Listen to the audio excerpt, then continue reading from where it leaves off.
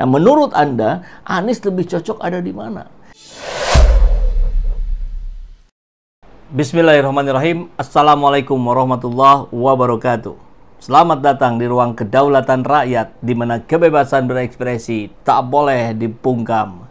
Sahabat asyik, Anies diharapkan oleh Nasdem dan P3, ya, diminati oleh PDIP dan PKS.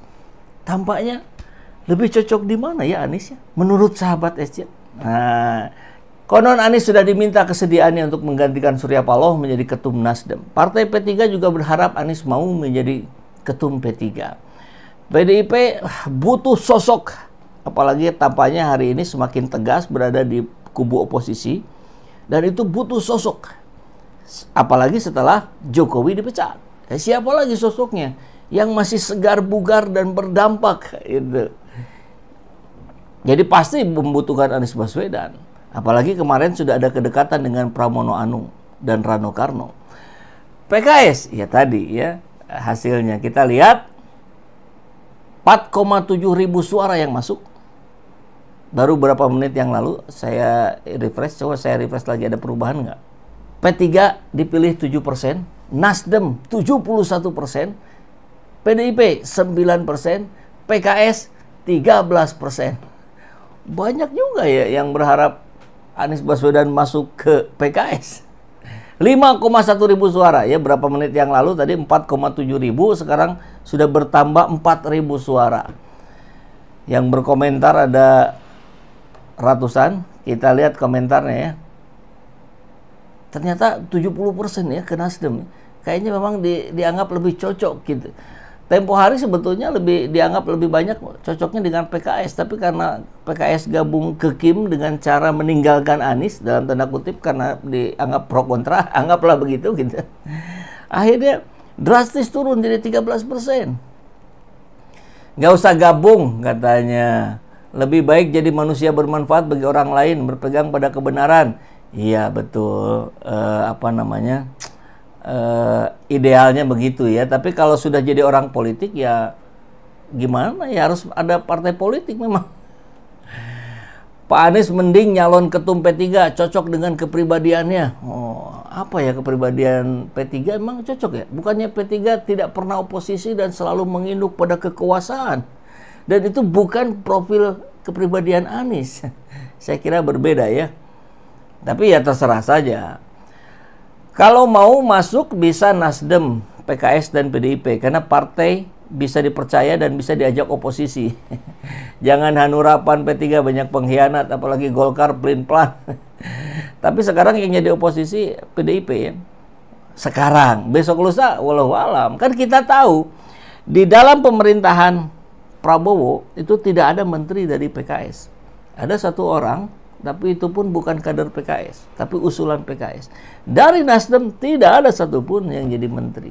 Jadi kalau kita bicara potensi oposisi, ya Nasdem ada jelas, PKS masih ada. Apalagi kalau PKS ingin memperbaiki citra gitu, yang kemarin cukup babak belur di pilkada, kemudian sosok Anies nempel, wah bisa balik lagi itu ya. Kebesaran hati Anies Baswedan kan sudah teruji dengan dia tetap mendukung Saihu Ilham di Jawa Barat, ya, pilihan dari PKS. Nah, partai sekarang konyol semua. Ya memang konyol. Jadi tidak ada partai yang bersih, tidak ada partai yang, atau bahasa lainnya tidak ada partai malaikat. Semuanya partai manusia. Selama jadi partai manusia ya pasti ada bobroknya gitu. Nah, tinggal melihat yang paling kecil mudaratnya. Kan begitu.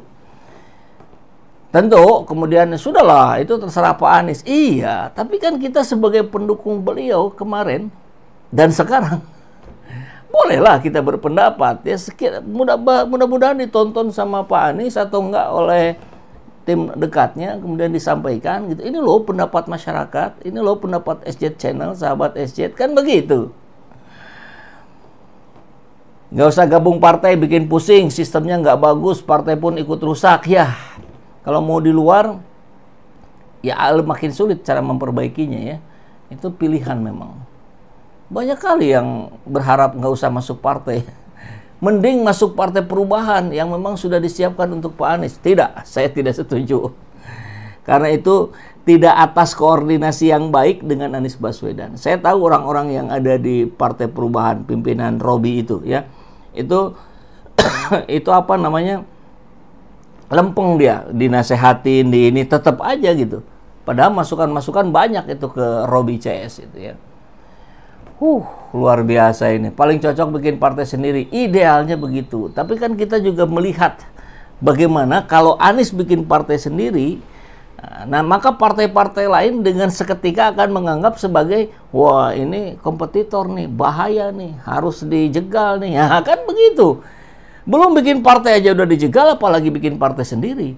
Beda cerita kalau sudah masuk pada partai yang sudah existing gitu, ada di parlemen. P3 kan juga nggak ada di parlemen hari ini, makin repot. Jadi seru sekali kalau membahas Anies Baswedan ya. Nah, ini sebetulnya berita yang agak lama, bulan lalu ya, 12 November. Beri isyarat pensiun, Paloh ngaku sudah siapkan calon ketum Nasdem selanjutnya. Nah, loh, siapa? Anaknya kah? Saya yakin tidak ya, karena ya belum menjalani manis pahit asam garam kehidupan politik, masih terlalu muda. Jangan dipaksakan nanti kayak Fufu Fafa, repot kan. Ketum Partai Nasdem Surya Paloh memberikan sinyal untuk tidak menjabat lagi menjadi pimpinan partai. Hal ini didasari beberapa faktor, salah satunya soal usia dan kesehatan yang tidak prima lagi. Tidak mungkin seorang Surya Paloh mendirikan partai ini, jadi ketua umum partai ini sampai sepanjang masa. Ada proses yang dia akan lalui, di mana mungkin kapasitas, kapabilitas, kearifan dia belum tentu dia akan bisa bertahankan dalam kondisi yang tetap prima. Itu disampaikan Paloh saat ditemui di Nasdem Tower ya, tanggal 11 bulan lalu. Ini yang keren ya. Harusnya ini juga dimiliki oleh semua ketum partai yang sekaligus menjadi pendiri partai. Oh, ya. Kan sebagiannya kayaknya pengen seumur hidup itu jadi ketum partai. Padahal ruang demokrasi yang terdepan itu adalah partai politik. Kalau di partai politik saja sudah tidak ada demokrasi, ya jadinya kan kayak kerajaan kalau terus-menerus. Menurutnya, setiap orang atau individu akan melalui proses dalam menjalani kehidupan. Bahkan Paloh menyebut dirinya tak akan selamanya jadi ketua umum Partai Nasdem. Bahwasannya hukum alam sudah pasti memastikan ada satu proses yang berkelanjutan. Masa belia, remaja, dewasa, matang, mulai menua, tua, dan akhirnya tiada. Wah, bijak juga nih ya Bang SP nih ya. Lebih lanjut, Paloh mengatakan setiap hukum alam soal regenerasi kepemimpinan tidak bisa ditentang, sehingga dia meminta semua pihak bisa memahami hal tersebut. Ini harus benar-benar bisa kita pahami. Kita tidak bisa menentang hukum alam. Boleh saja maksud hati ingin memeluk gunung, tapi apa daya tangan tidak sampai. Jangan nanti nafsu besar, tenaga kurang. Tutur SP. Paloh meyakini bahwa upaya sistematis dan manajerial di tubuh partai perlu ditata sedemikian rupa demi mempersiapkan transformasi dan regenerasi. Dia bahkan mengaku, nah ini nih yang terpenting, ada sosok yang lebih baik dari dirinya untuk menjabat posisi tertinggi Partai Nasdem. Siapa dia? Ketika upaya transformasi tadi memang dipersiapkan, akan ada bahkan lebih baik, lebih bagus dan lebih hebat daripada sang pendiri partai itu. Ini yang saya secara pribadi, secara subjektif membaca orang itu adalah Anies Rashid Baswedan. Kalau bukan Anies siapa? Ya, tentu ada kader-kader Nasdem yang hebat-hebat, yang keren-keren, yang canggih-canggih, tapi kan masih di bawah Pak Anies. Dan Anies punya kedekatan yang luar biasa dengan Nasdem. Surya Paloh sudah menganggap Anies Baswedan itu adiknya sendiri gitu. Jadi itu satu. Yang kedua, Anies pendiri Ormas Nasdem. Yang ketiga, Anies seringkali pakai baju seperti saya tapi lebih tua ya. Ini biru muda, itu biru navy. Itu warnanya Partai Nasdem. Saya kira itu bacaan-bacaan yang bisa kita anggap sebagai indikator. Nah, Paloh mengaku belum ada nama yang masuk ke dalam daftar pengganti dirinya sebagai ketum secara clear, maksudnya begitu ya. Ketika ditanya mengenai kesiapan Prananda Paloh, dia menjawab bahwa putranya itu masih berproses. Barangkali dia akan berproses ke depan. Kalau dia sudah siapkan dirinya dan dia acceptable, suatu ketika nanti, tidak sekarang. Terlepas dari itu, Paloh mengatakan bahwa syarat untuk menjadi ketum Nasdem ada beberapa hal, termasuk diantaranya memiliki kepribadian yang kokoh, kemampuan, keuletan. Itu ada pada Anies Baswedan. Itu merupakan modal yang utama. Begitu, luar biasa ya. Cocok tuh jadi ketum Nasdem katanya. Masih adakah opsi lain? Ya, opsi akan selalu ada dan banyak. Tapi coba kita kerucutkan di 4 partai ini agar kita bisa melihat perbandingannya. Dan tadi hasilnya 71% sahabat SJ, ya ada 5.100 orang yang sudah masuk suaranya, 71% menganggap Anies lebih cocok ada di Nasdem. Nah, ini tadi suara yang masuk ada 5.100 suara, ya Nasdem 71%. Beberapa menit yang lalu, sekarang kita refresh.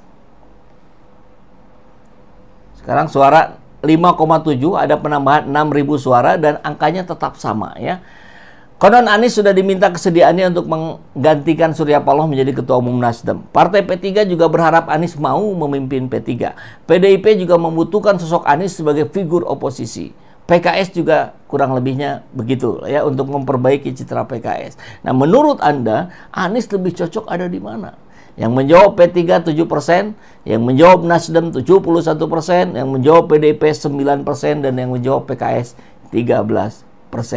Jadi 70% Pak Anies. Nasdem aja lah udah. Makasih ya. Assalamualaikum warahmatullahi wabarakatuh.